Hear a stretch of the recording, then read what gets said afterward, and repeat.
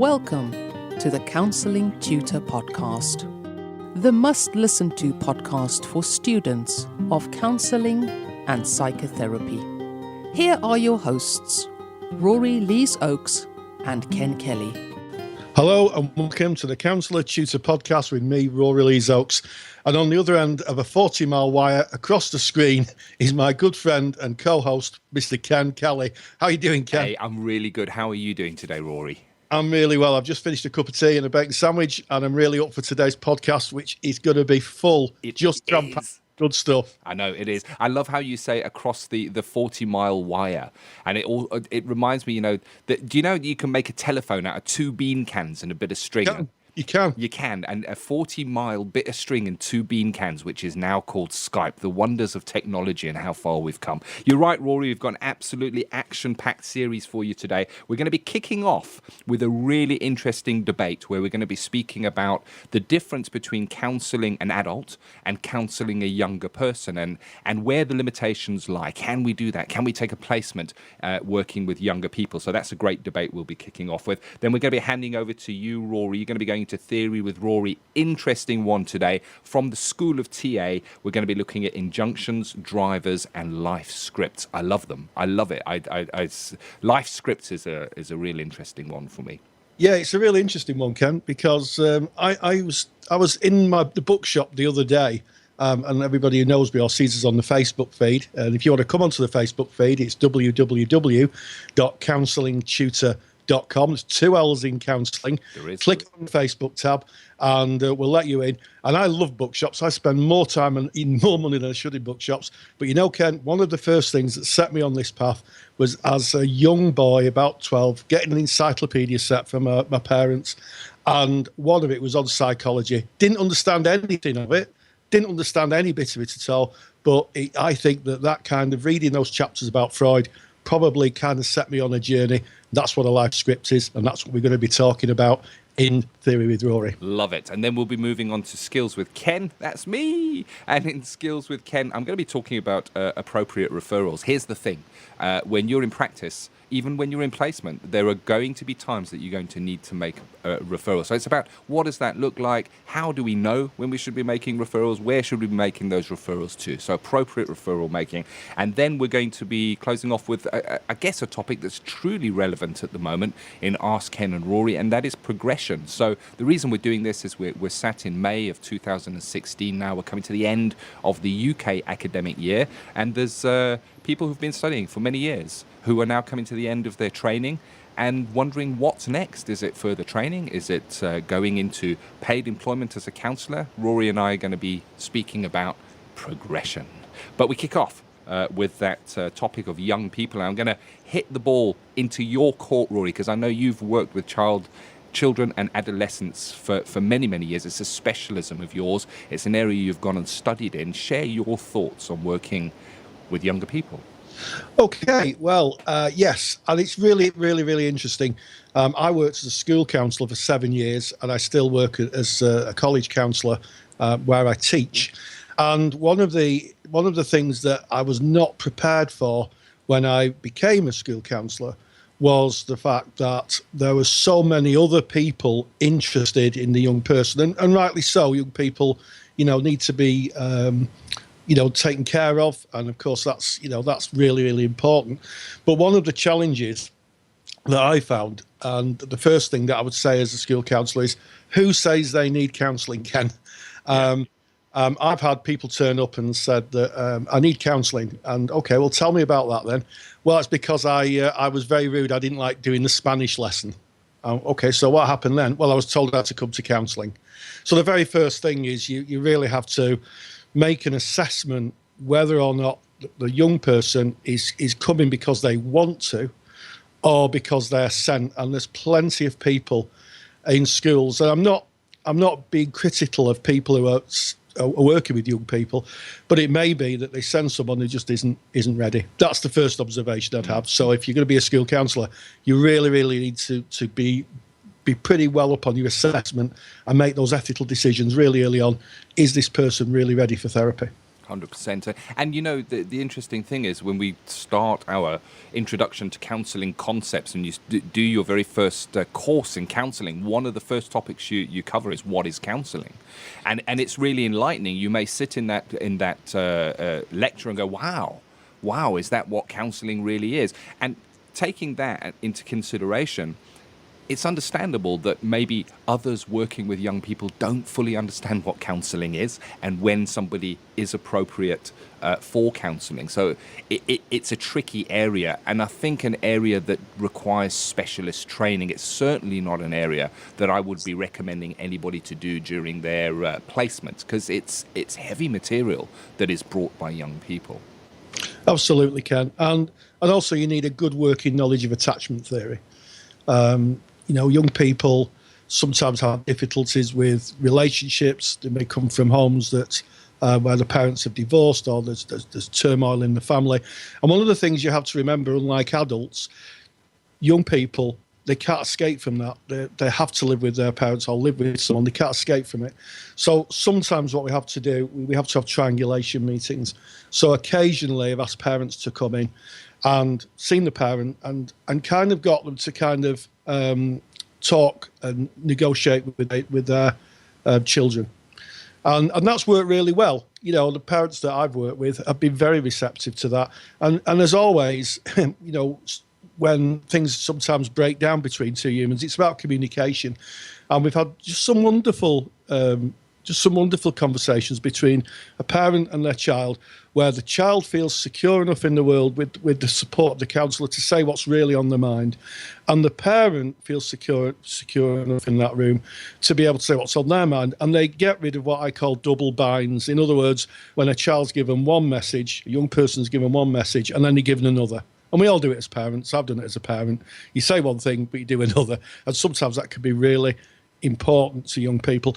And one of the things that I learned was the use of clean language. Now, when I use the words clean language, I don't mean swearing.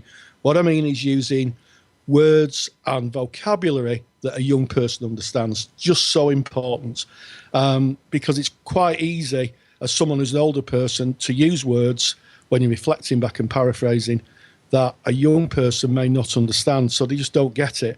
So very, very thoughtful about the language and how you frame things. So I did find myself working harder, I think, as a therapist of young people, because I was mindful that I had to make sure that they understood what I was reflecting back, rather than, you know, an adult would maybe have a bigger vocabulary. I hear you.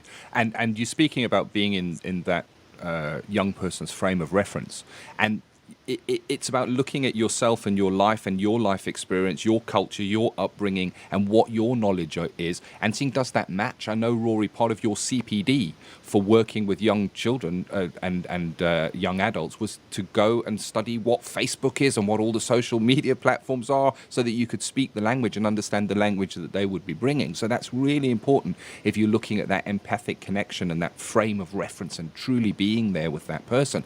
But there's also one other consideration. We study counselling and we learn about how it works, we learn about the progression, we learn about how people act and react within counselling, and we learn all the, I guess, the mechanisms that make that work. But I think we need to take into consideration that young people are going through massive changes as they are growing, and neurologically their brains are different. And you'll often hear, oh, they're going through their teenage years now, you know what teenagers are like, and this is because their brains operate differently to how an adult brain would work, and they process information differently, and that needs to be taken into consideration. And I think I'm going to re-emphasize, this is training that you would be looking to do when you graduate. When you graduate and you have your diploma or higher education degree in counselling, that's the time you want to be looking at working with children and adolescents. Absolutely, unless you are already someone like a play therapist who has a lot of experience. And we also have different kind of legislative, I can't say it, laws. We do have different laws talk about clean language, laws that govern young people. And one is called Fraser competence. And very quickly, a good few years ago, there was a woman called Victoria Gillick who took exception to GPs prescribing contraception to young people, young women under the age of 16. So she took it to law. It went to the High Court. And eventually, from that came the Fraser Review, Lord Fraser, and he talked about Fraser competence, I think she talked about Fraser competence, excuse me. And basically, you have to work out if the young person you're working with, and this is a key thing, 13 and above. So below 13, that's my understanding, you cannot apply Fraser competence. You need a different set of skills. So I only work with 13 and above. You have to work out if they understand the consequences of what they're doing. And they've got a right to confidentiality, which means that I've had a long discussion with the BACP on this recently, where they've got the right to confidentiality. So sometimes their parents may want to know things and you can't tell them. So it's a very tricky thing. And I'd agree with you, Ken, 100%. It is not something to go into in your training. Agreed. You need a good few years in general practice. Get general practice under your belt and then specialise, because it is completely different. And unless you're being trained in child and adolescent therapy, which I did a course on it, the courses that you do, generally speaking, unless there's a child and adolescent therapy module in it, will not prepare you in any way. 100% agreed. And you're just speaking about confidentiality. Very often, if you are working within a college situation or within a school situation, they have their own policies and procedures that you may be expected to follow. And part of that might be about breaking confidentiality. And it may differ from that you would expect to find in working, say, in a counselling, an agency that is more, focus on providing counselling. So it's tricky stuff. I think the message is clear, Rory. I think you've underlined it there. Get your practice, get out there, practice, and then go and do a further course. Now, if you are a member of the Counselling Study Resource and you're interested in maybe looking at child and adolescent therapy, there is a great presentation by Karen Burke, and you're going to find that. Just go into the Counselling Study Resource down at the bottom under CPD. So keeping in mind that this is not there for you while you're studying, it's there to give you information of what's available when you finish studying. She speaks about child and adolescent therapy in depth, and she actually gives a link to her book there as well. So as we leave, I guess, that tricky topic of child and adolescent therapy, we move squarely on to theory with Rory. So Rory, just give us a bit of an outline. We're talking injunctions, drivers, we're talking life scripts, we're talking, I guess, TA. We are, and I'm not a TA therapist, so I've done the TA 101. I did the first part of the TA with my good friend Bob Cook over at Manchester Institute for Psychotherapy. I'm just going to give you an overview. And basically, TA is a lot about how our childhood experience affects us as adults. And we're going to be looking at life scripts, the way that we view our world as children, and then build that as a story that we carry through our lives. And injunctions and drivers. Injunctions basically are things that we're told to us by our parents or significant people that may kind of have an influence on how we live our lives. And drivers, well, they're a little bit like a survival mechanism. So it's a very short overview. It's a very big subject, but I've just covered it enough for people maybe who are writing assignments and wanted to do it for their course. And also, I'm giving away free my injunction and driver picture, which is really good for anyone who is doing their studies. It's a graphic representation of how injunctions and drivers work. So be sure to go onto the website and download that free handout that I made. It took me ages to do, Ken. I love it. And it's got pictures of balloons in. And with pictures of balloons, you cannot go wrong. So how do balloons relate to injunctions and drivers? You're going to find out now with Theory with Rory.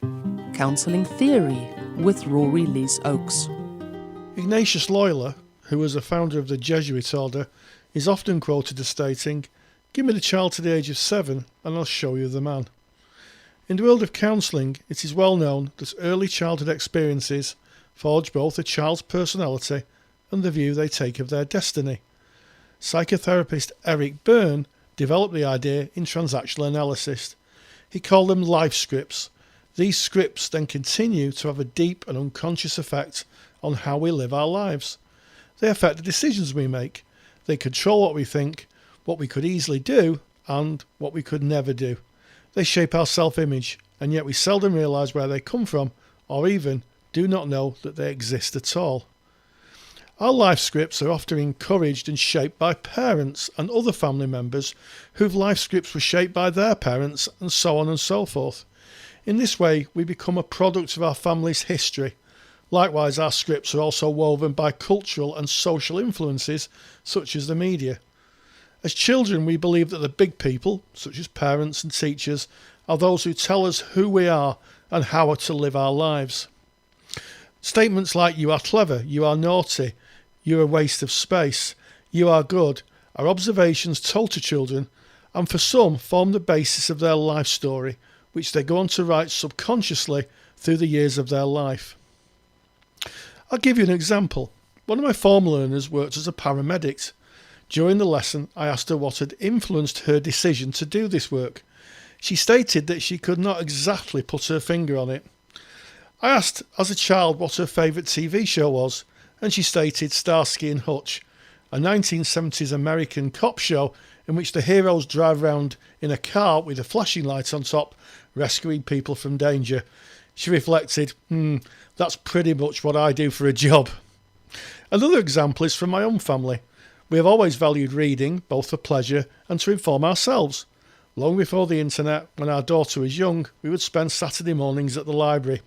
She went on to attain a degree in library management, a master's degree in education, and at the time this podcast goes live, she'll have graduated as a teacher. Her job? She manages a library and is an accelerated reading specialist. Life scripts shape our thoughts and actions and the stories we tell ourselves. If my life script does not contain being a pilot, then I will never wonder about such a career or wish I could have been one. If I thought of myself as inferior, then my life script will position me as such.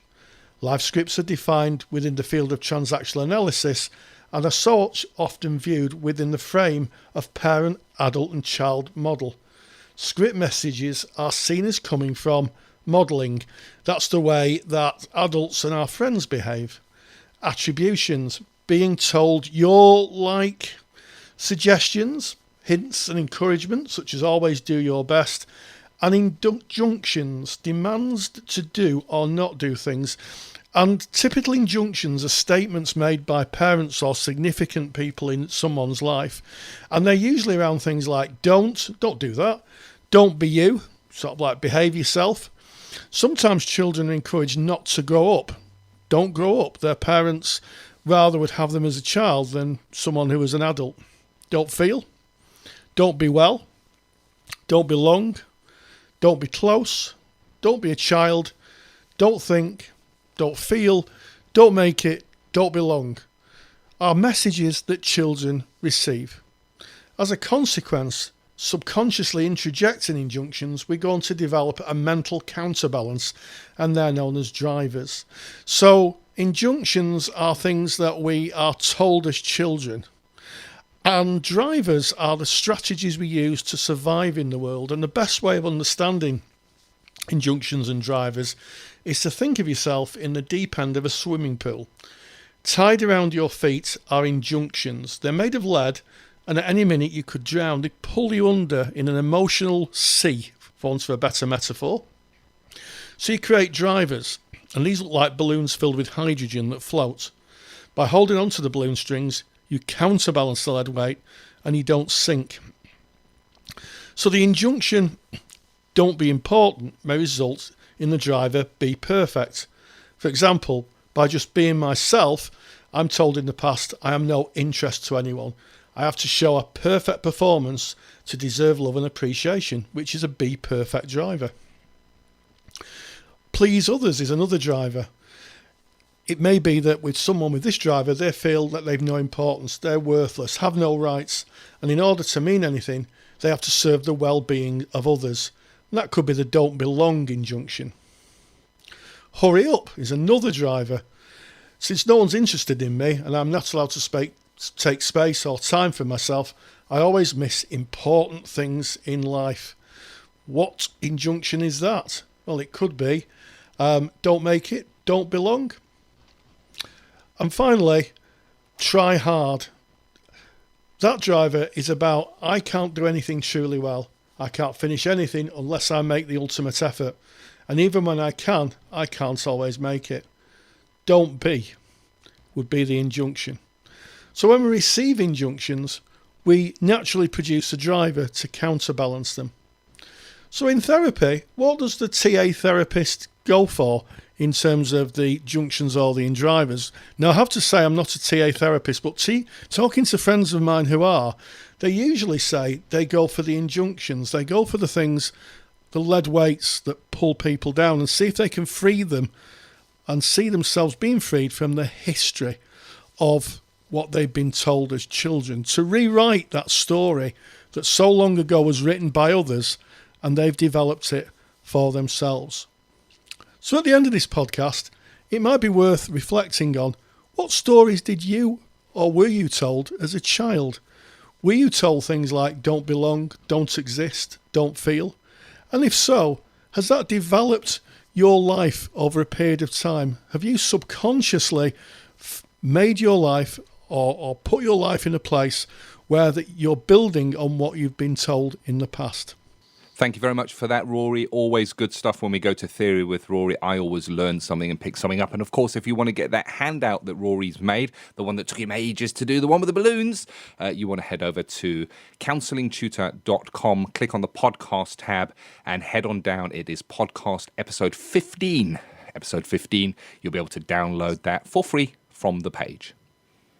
Yes, so I'm coming out of my live script, Ken, and asking you what skills are you looking at today in Skills with Ken? Yeah, well, it's not really a skill, but it is part of what we will find while we are practicing our skills. Skills is about being there face-to-face with a client, and there are times when we're going to find that our skills don't match what the client requires. Maybe it's our modality doesn't fit, maybe it's something else, but we're going to have times when we need to make appropriate referrals. So today I'm going to be looking at the process of making those appropriate referrals.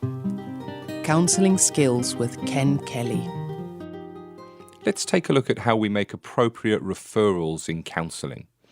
It is possible and probable that during your time as a placement counsellor, you will have the opportunity to refer a client for one reason or another.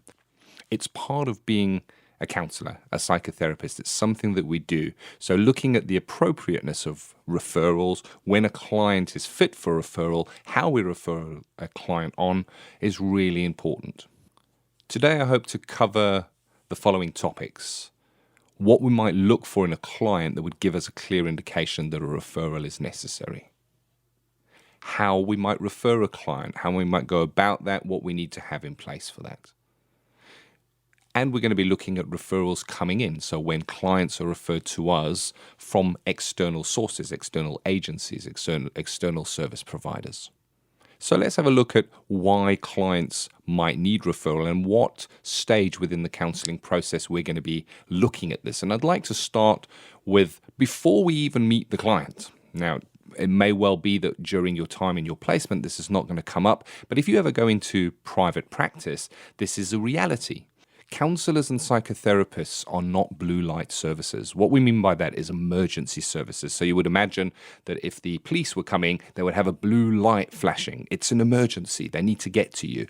And very often as counsellors and psychotherapists, there's a process between a client getting in contact. They go through a process before they actually engage with us. So if somebody is in an emergency situation and they are contacting us, we are not appropriate services to be able to deal with that. So an example of a client that may be in an emergency situation is a client who has been struggling for many years, massive weight, emotional distress, and has decided that they can't stand life anymore and they want to end it. And they have the pills in the one hand, the bottle of vodka in the other hand, and they think, maybe I should reach out and speak to somebody. And if they were to come through to you, and on your website it was to say fill in a form to get in contact, or if they were to phone and there was an answer machine, Or if they were to phone and actually get you on the line, what would you do in that situation? So there's three options there. We're talking very much private practice here. But the first thing I would be looking to do is on my answer phone is to leave a message that respectfully says, thank you very much for your call. I recognize your call is important, and please leave your name, number, and how I may get back to you, and I will certainly get back to you.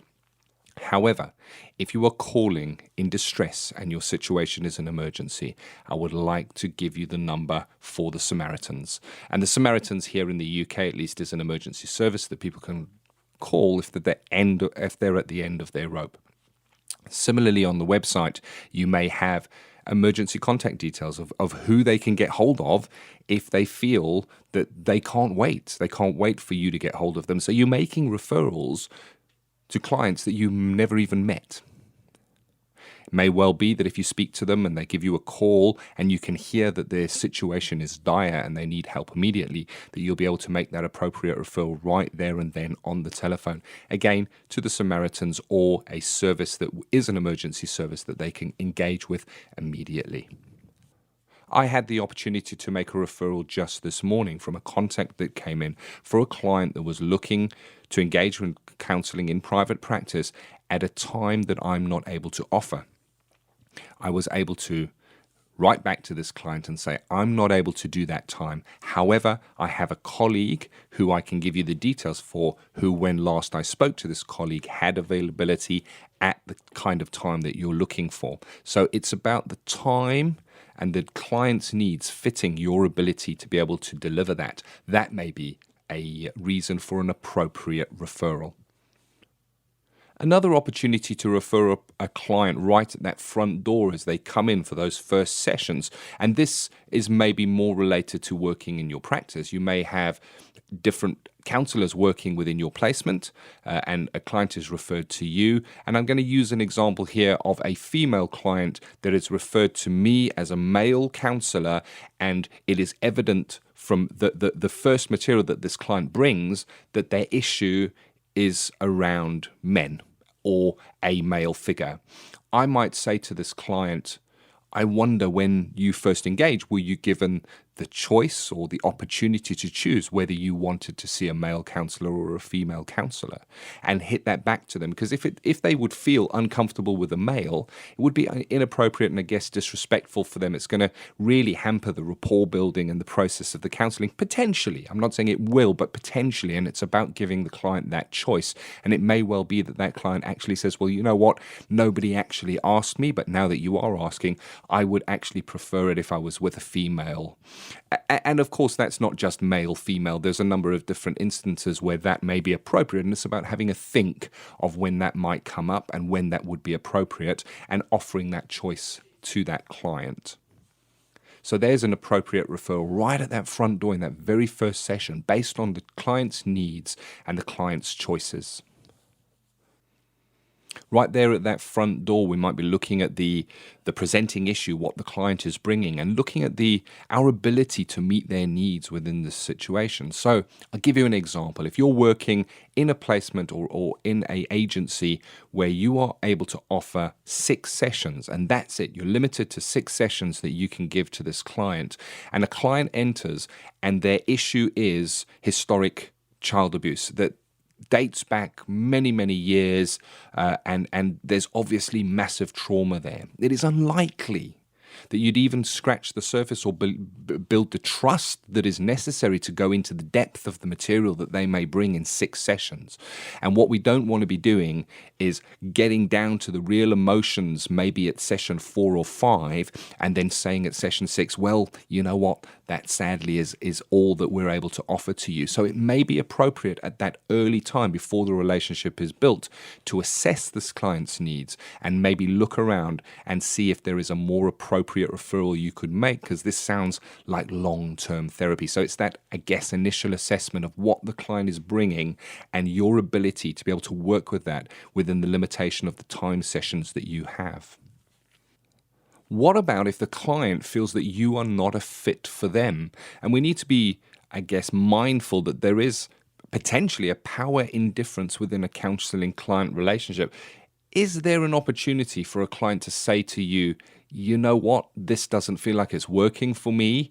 I would like to see somebody else. How might we put that in place for the client to extend, I guess, that respect that we are not going to be the perfect fit for all people that sit in front of us. And a way of doing that is to mention at contracting stage, and you can put it plainly and say, while you're engaging in therapy with me, if there's any time that you feel this is not a perfect fit for you and you feel that it would be more appropriate for you to see someone else, if you felt uncomfortable for any reason, please let me know, and I'll be only too happy to make that referral through for you. And I guess what we're doing in this situation is we're preventing the client getting into a situation where they may feel a failure. Well, oh man, I'm really not bonding with this counsellor. It's really not working for me. I even failed at counselling. I'm just not going to go back. So giving the client the ability to ask for a referral if they feel that you as the counsellor are not a fit with them, I think that is truly respectful. Another reason for appropriate referral would be whether the presenting issue that the client brought into counselling, and again, this is done at the front door, it's done in that first session, whether that would be a fit for the modality of counselling that you offer. So this would be about you having a real understanding of the limitations in the modality that you practice and looking to other modalities that may have strengths in areas where your modality may not be 100% a good fit. And I'll give you an example from my own practice. I'm a person-centered counsellor. So if a client was to engage with me and I was to say to them in that first session, I wonder what it is that brought you into counselling and what you're looking to get from your sessions. And they were to say, well, I've got an aeroplane trip that I have to go on for work. It's coming up in 2 weeks. I have an intense phobia of flying. So I'm going to be looking for some techniques that I can practice that are going to reduce my anxiety so that I'm able to get on that plane. It is not a fit. Person-centered counselling is certainly not a good fit for a phobia that needs to be dealt with within a specific timeline. The client's going to need something that is more directive and something that is more solution-focused than person-centered therapy. So that would be an appropriate referral maybe to someone who practices cognitive behavioral therapy, where they can engage, have solution-focused therapy that would be a fit for a phobia of flying. So understanding the limitations in your modality and where you can refer those people onto, really important. And finally, on reasons that we might refer a client, let's have a look at your own competence. If a client is presenting with an issue that you feel uncomfortable with, that there's a jarring within self, that you feel that you would have difficulty in working with, then it is appropriate to refer the client to somebody who would be able to better deal with them and their presenting issues. What we don't want to be doing is having a client present with a certain presenting issue and then for us to be hitting the books to try and learn as quickly as we can about this presenting issue and how to deal with this client. There are times when that is appropriate, but this is certainly something I would be encouraging you to take up with your supervisor to ask yourself, am I the right person to deal with this client? So I'd like to move on from why we might refer a client to how we might refer a client. Well, firstly, it's a real good idea to have a list of the services that you can refer into. Many times you'll be working in an agency and they will already have a list. So that's something definitely to ask when you go for your placement. Ask them, what services or agencies do you refer into, and can I have a list so you can familiarize yourself with that, as opposed to familiarizing yourself with those services when the client presents, saying, oh, hold on, I think we've got a list here. Let me have a check if there's somewhere I can send you, to rather have looked at that beforehand, have an understanding of the services you can refer into. If you're running your own practice, then put together your own list. Take some time, take a good few hours to look around at the services that are offered within your area that clients may be referred into, that they may wish to engage with. There are some times that we will maybe refer a client yet still keep the client, and that may sound a little bit strange, so I'm going to give you an example.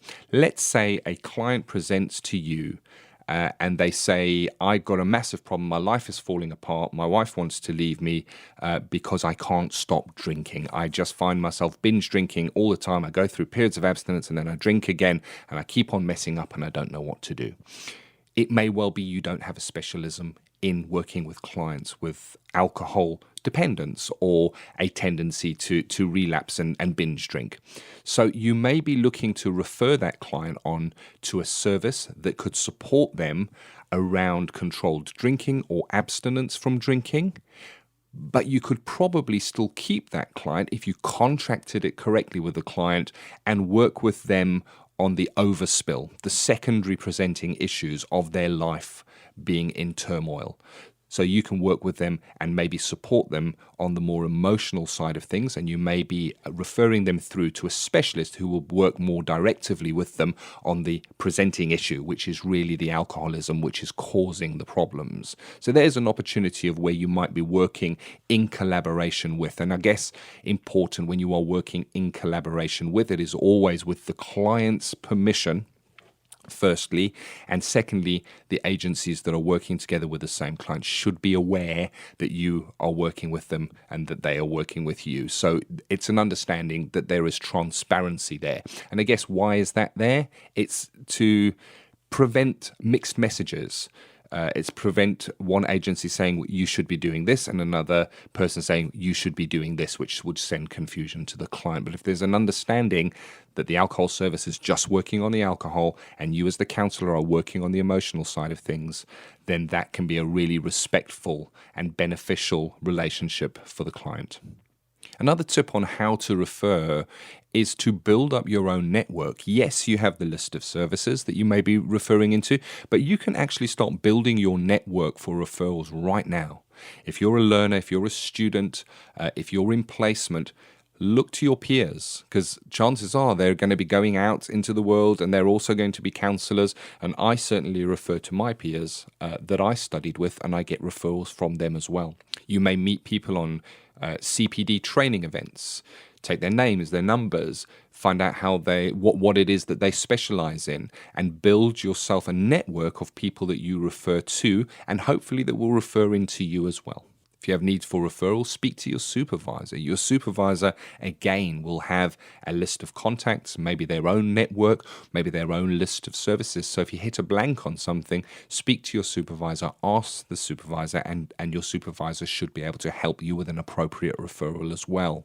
You can, of course, if you're working in an agency, go to the practice manager and do the same. They also will be able to help you if you hit a brick wall, or they should be able to help you, or at least there's two heads thinking of the appropriateness of the referral and where that may go to. So if you have a network or a list of people that you refer into, speak to them regularly. So an example of that is within my own practice. I have certain colleagues. So if I'm full, rather than asking a client to sit on a waiting list and wait for me, I will give them the opportunity and say, either you can go on my waiting list or I will gladly refer you to a colleague. What I don't want to be doing is referring them through to a colleague and then getting through to the colleague, maybe sending an email or phoning the colleague, and the colleague going, oh no, I'm also full. Let me see if I can refer you on. This client's now been passed from pillar to post. So it's disrespectful, and I wonder what message that might be sending out to that client.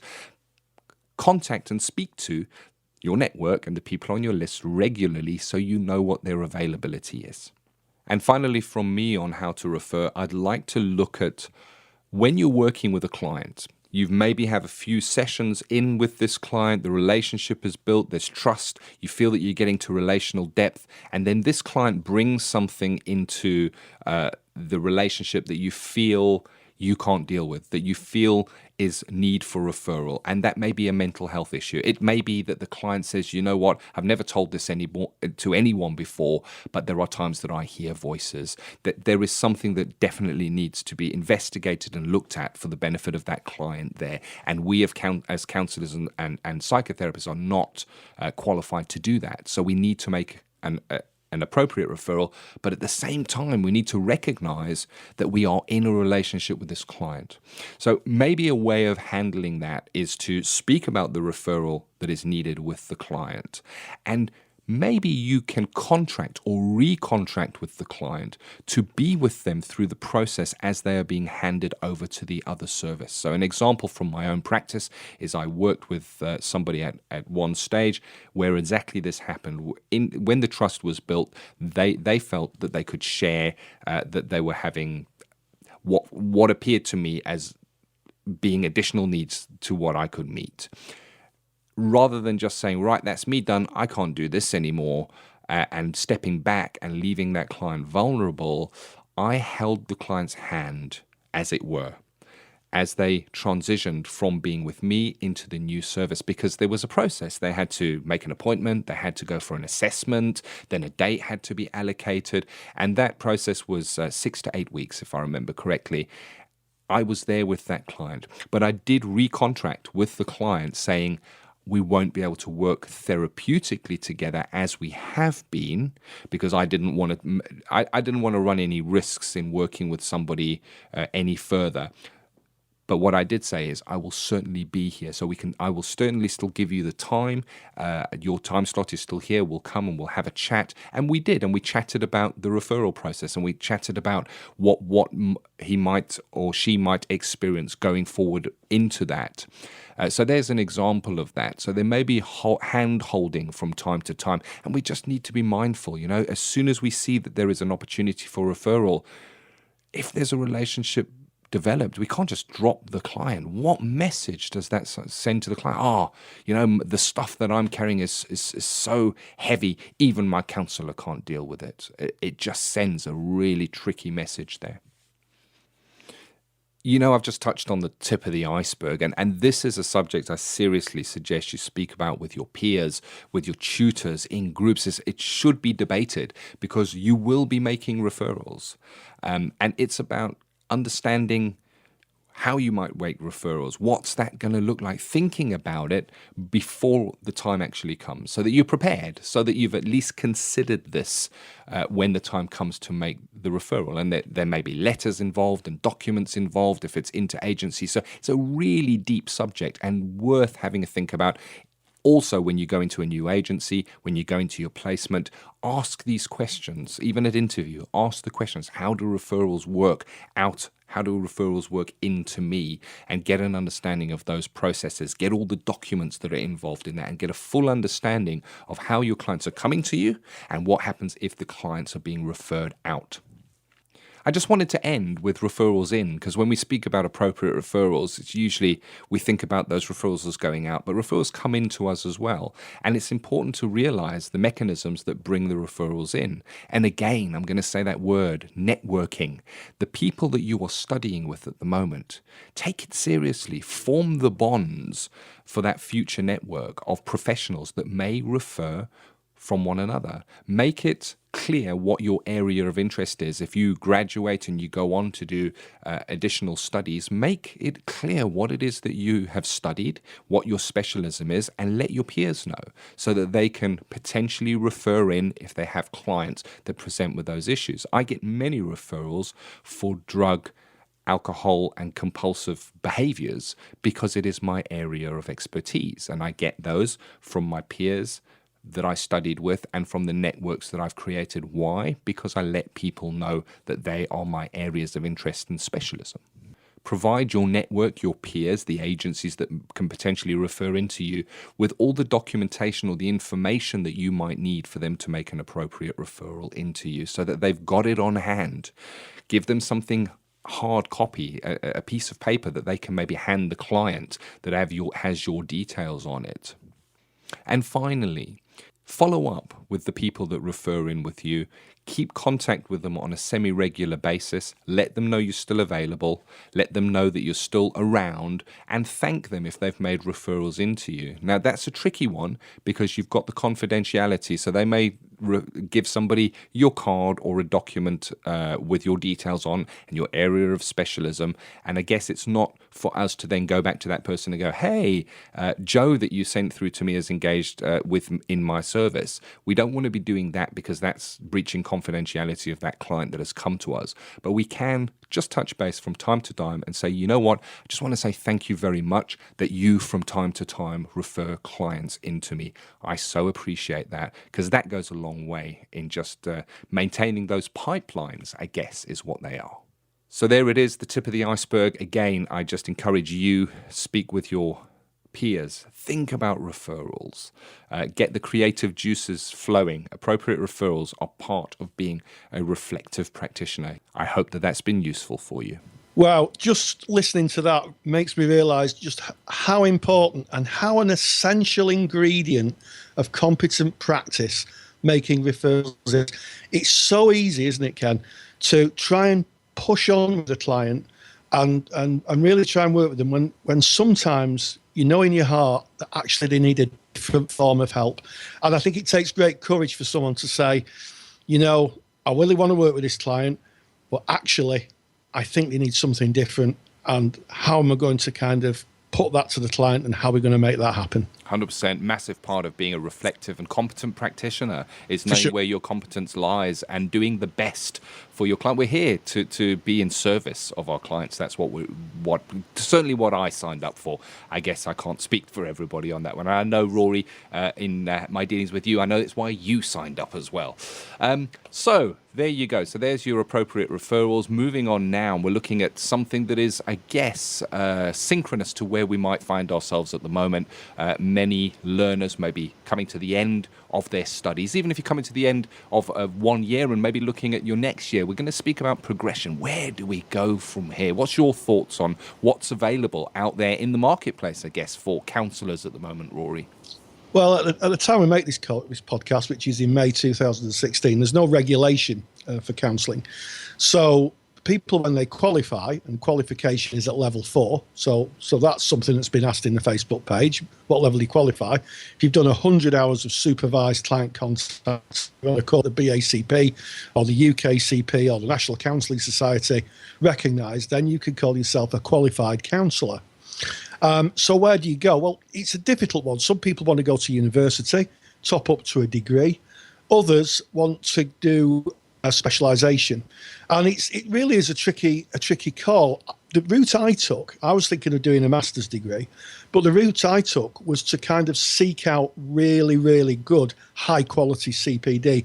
And I've worked with people like Karen Burke, Bob Cook, Steffi Cook over at the Manchester Institute for Psychotherapy. These are people at the top of their game, Ken. I mean, they really are at the top of their game. They're renowned through the world. And I've done courses, and the amount of expertise you wouldn't find, you may find in a university. Perhaps I'm being a bit unkind, but it's that craft, and counselling is a craft. It's not an academic, unless you want to be an academic. It's not an academic subject. It's something that we practice in the service of our clients. So I'm a great believer in going where your clients take you. So when I thought of becoming a child and adolescent therapist, I trotted up to Manchester Institute for Psychotherapy and signed up for child and adolescent course. I've recently done a top-up attachment module, and I'm finding that really useful. Practitioners who practice, who know their stuff, who have had a lifetime of experience, and are researchers. And I'd like to give a bit of a plug to my colleague across the Pennines, Kath Nibbs, who's a trauma specialist and up-and-coming speaker. I've been on her seminars, and they are great. And I will put money that you wouldn't find that kind of quality in a lot of universities, Ken.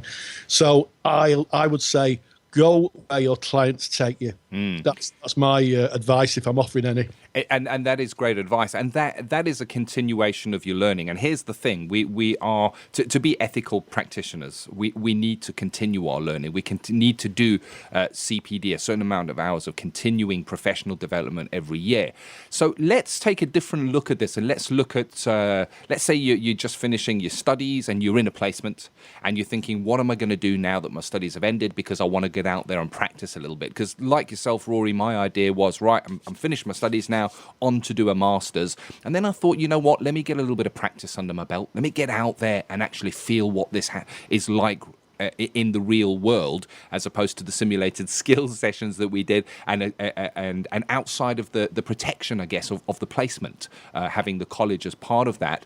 And I found that once I got out there and started practicing, I really liked where I was, and I didn't feel any need to go on and study it any further, excepting for my continuing professional development. So if you are in a placement, here's the thing that you want to be taking into consideration.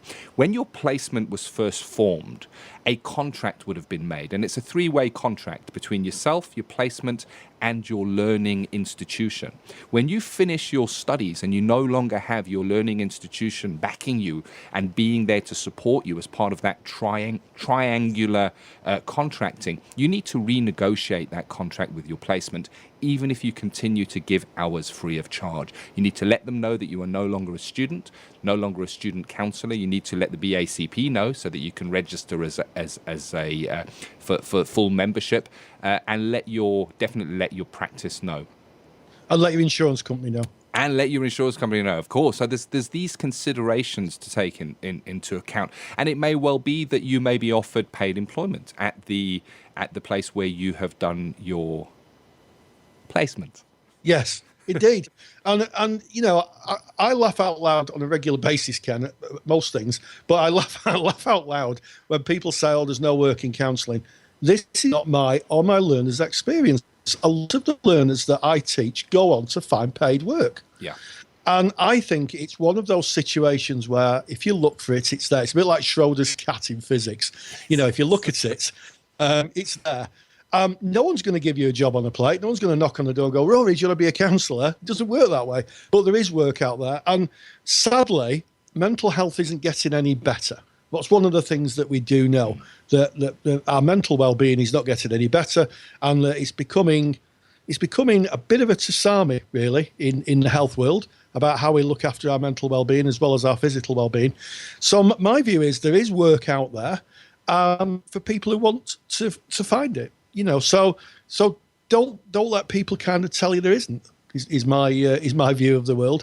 And don't underestimate reading as part of continual professional development. I've just finished a really good book, which has really informed my CPD. I'm going to put it on my Facebook CPD page. And keep up with the reading. You could use your therapy today. You could go to seminars, catch up with other therapists. It's just a rich world out there that develops that craft. And that's what we're in, craft. I agree 100%. And when it comes to that myth that there is no paid employment out there for counsellors, then it very much is a myth. Think back to when you were going into placement. Remember, if you take yourself back there, maybe the apprehension you felt, maybe going to possible placements and being turned down and them not coming through, but you found a placement. You found a placement and you were able to go through and do your studies. Of course, I'm speaking now to people who will have just be finishing their placements. The same is true of finding paid employment. It's about knocking on doors. They're not going to come and find you. You've got to go and find them. And look outside of the regular channels. Yes, you've got the Therapy Today, which has got some agencies that may be employing people advertised in there. But look around in your locality. There are a lot of agencies that don't have maybe the budget to advertise in the BACP. So look a little bit deeper than that and do your groundwork, do your digging. So what's your thoughts, Rory, on going into private practice directly from graduation? Well, it's a really interesting one, Ken. I think that, in fact, I just led a seminar with my year 2 learners about going into private practice and gave them some practical marketing tips that I seem to remember that you told me, Ken. But I think that you can go into private practice. I think I would say that you need a little bit of an understanding how to run a business. I'm not being patronising here. And also you need to think about the dynamics of running your own business, where you're going to be seeing the clients. Are you going to make enough money to cover your supervision? Are you going to make enough money to eat, which is really important? So I think if you just decide I'm going to leave my job tomorrow, set up in private practice, you might find yourself having a few lean months. So I'd run it as a side concern, and also maybe get in touch with someone who's already in private practice. 100%. Hook up with someone, have a talk to them, learn from their kind of experience. But there is work in private practice, and I know a lot of therapists, and I was one of them, Ken, thought it was just a bit too precious. People needed help. And I think that if you want to be that kind of person, that's fine. As I said to my seminar group, you know, Mother Teresa did really, really good work, and she was happy being how she was. Yeah. But if you want to kind of earn a living, that's fine too. And, you know, we talk about clients' autonomy. If someone wants to pay then who am I to say, oh, no, sorry, I can't possibly take money? You know, I think it's okay. It's two different places. There's a place for free to access counselling, and there's a place for private practice.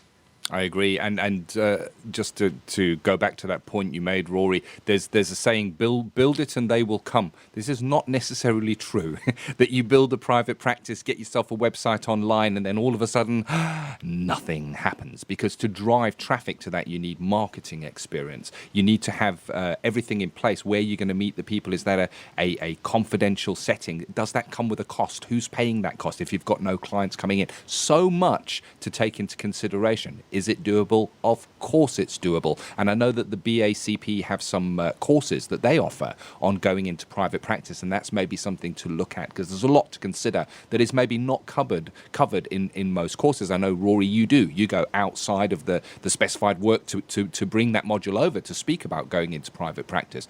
But maybe within your learning institution, it's not covered in the depth that you would like it. So seek that information out. Keep your hours up. Keep yourself in practice, and of course it is a possibility. I found myself going into private practice and I absolutely love it, so highly recommended. But hey, it's got its tough times as well. You do love it, Ken. And in fact, I'm going into private practice as well, and I've got a background in business, but there are things that I learned on the way. So, you know, you're never too old or too experienced to learn. Take that opportunity. So there you have it. That is episode 15 of the Counselling Tutor Podcast. So kicking off with young people, looking at those injunctions and drivers with Rory, and of course the life scripts. And don't forget that free giveaway that you can get by just going to the podcast page. Look at the show notes. It's right there. Just click on the link and you can download that.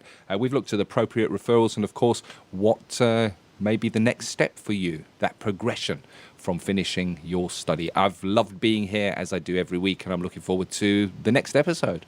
Absolutely. And hey, stay grounded. And take care. Thank you for listening to the Counselling Tutor Podcast.